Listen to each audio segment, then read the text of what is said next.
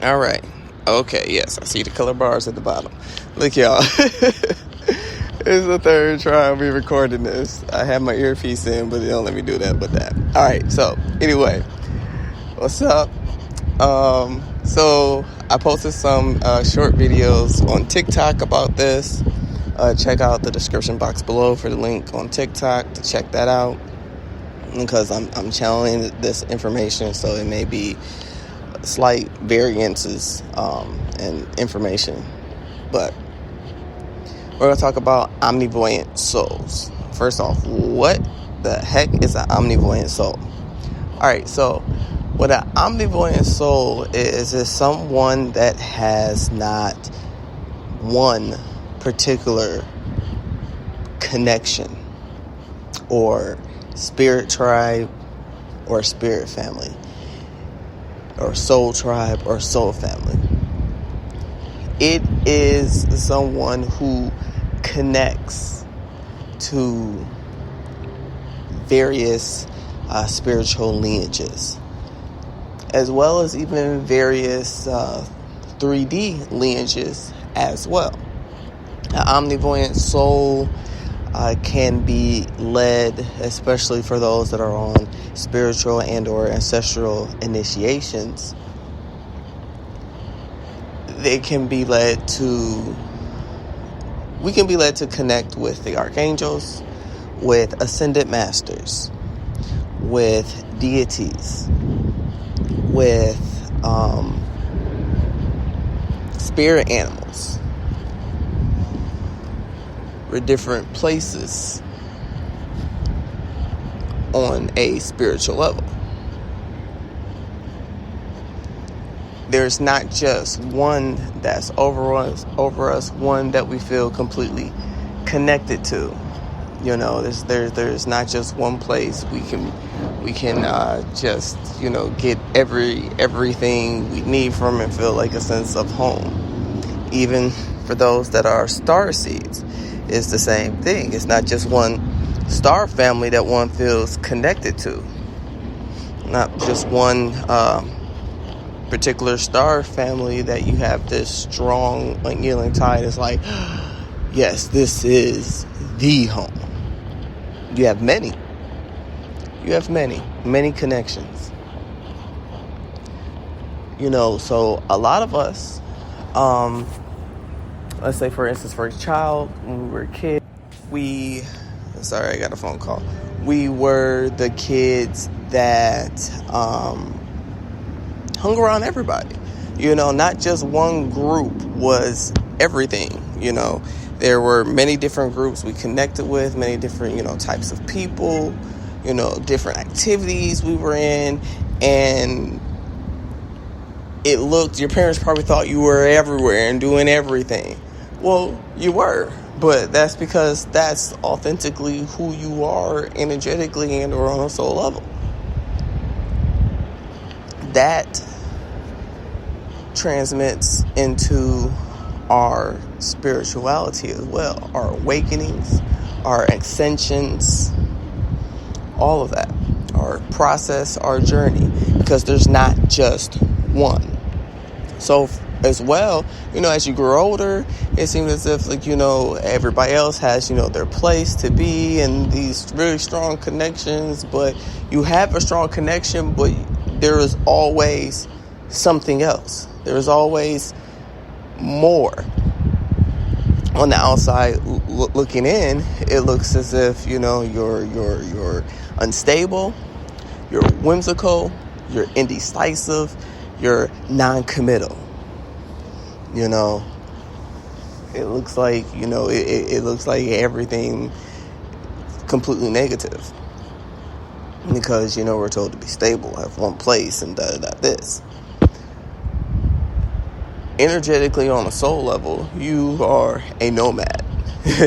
You migrate. Even in the 3D lineage, the originals that were here were migrants. They traveled. And however, you know, beingness you believe in to associate that with, of the originals. They were migrants. They traveled. It was not one particular location or one specific spot. So, a lot of times we get into places of feeling as if, we're incomplete.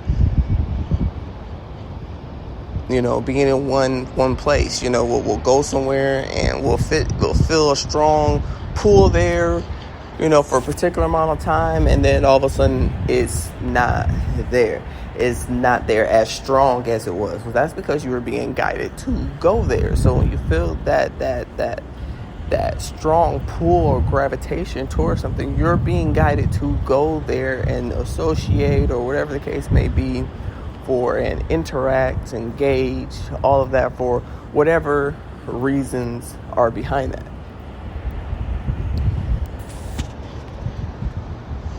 On the outside looking in, and this also transpires into relationships. When it comes to relationships, you look non-committal, you look like a player, and all this other stuff but it's not necessarily that.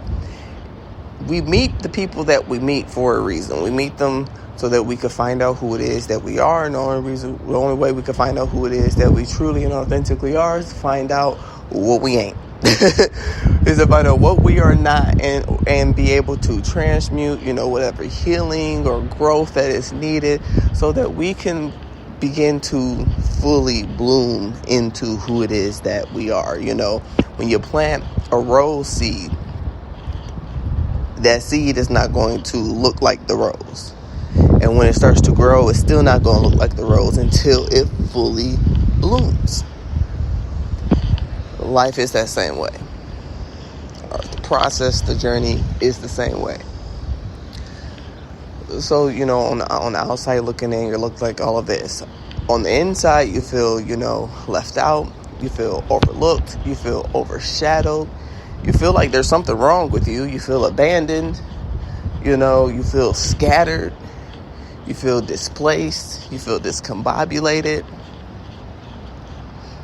You may even have been diagnosed with like bipolar, anxiety, depression, things like that. And I can speak on that because I previously was.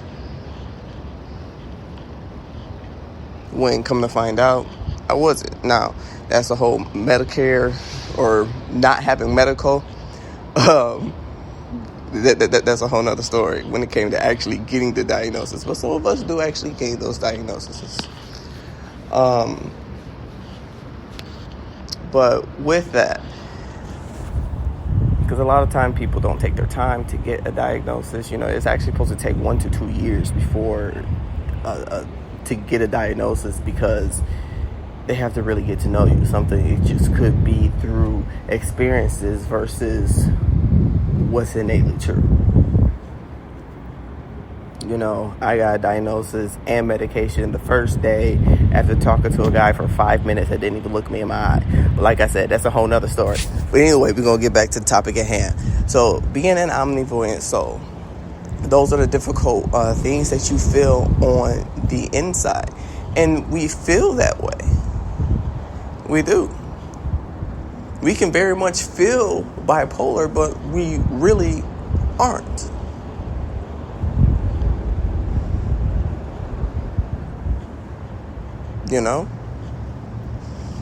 It won't be as drastic or severe as many things. And then, a simple change in one's lifestyle literally changes it. A medical condition is a medical condition, and it just doesn't leave. Because that's another thing when it comes to spiritual awareness. That's the one thing that I can say when I travel to South Africa, is that they do ask you, like, hey, have you sought out a spiritual healer or a mentor or a teacher? Because it might not be a physical thing, it could, or a medical thing, it could be a spiritual thing. That's something we don't ask here in the Western country, in the Western world, which is something to consider. Now, anyway, the challenges Another part of the challenges of being an omnivoyant soul is the fact that we all have clearing, we all have healing, we all have, whether, however you believe in, karmic debts, lessons, past life trauma, past life dealings, all of that we need to transmute. Now, what makes it so difficult is that there's not just one particular area that you can focus on, which is true with everybody, but there's not just one lineage. There's not just one connection. There's multiple. So to go through the healing process with all of that, then we got to add in the fact of biological, because we have those connections and energies and things like that, and so on and so forth.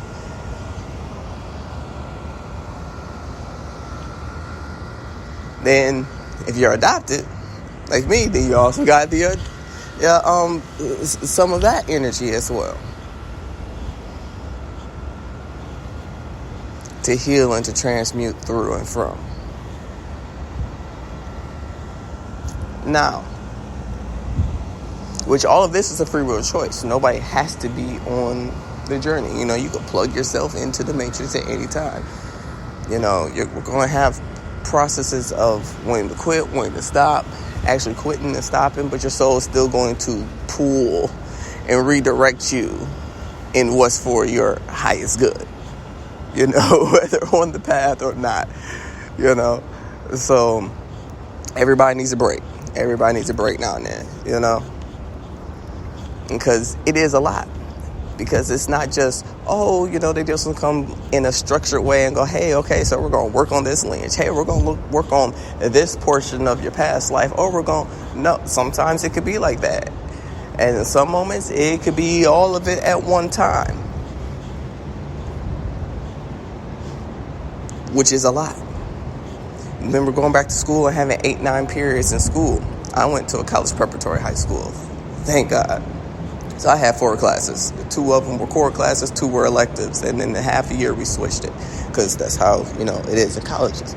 Classes are in half. But anyway, that's like having 8 classes and they all got homework. You got to carry all those books home, do all that homework, all that studying, take all the tests on the same thing on day for all the classes. Yeah, that's a lot for anybody. That is a lot. So it is extremely difficult. We all came here with different missions, different callings, different purposes, different life paths.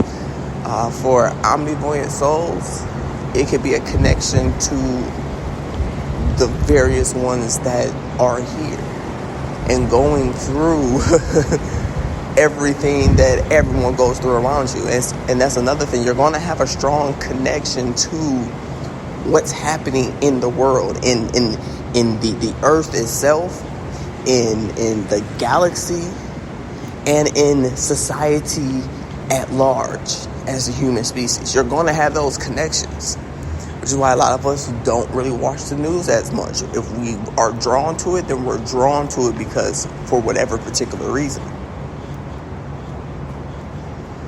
Something's going to be highlighted, just like, with anything else that you're drawn to. It's there, you're noticing it for a reason, just like synchronicities and signs and symbols and different connections and different experiences. Know that you are not alone, and that there are others that exist. Now, it might not be that many of us, but there's others that exist. You're going to have that connection with many places, with many spiritual and divine beings. There's not just going to be one particular person, individual, being, place, or thing. So grounding in your root chakra is highly important, because it's just not one thing to ground. So you have to find that grounding place within you, because you go wherever it is that you led to. Do that, have compassion, have patience, self-love, You'll be all right.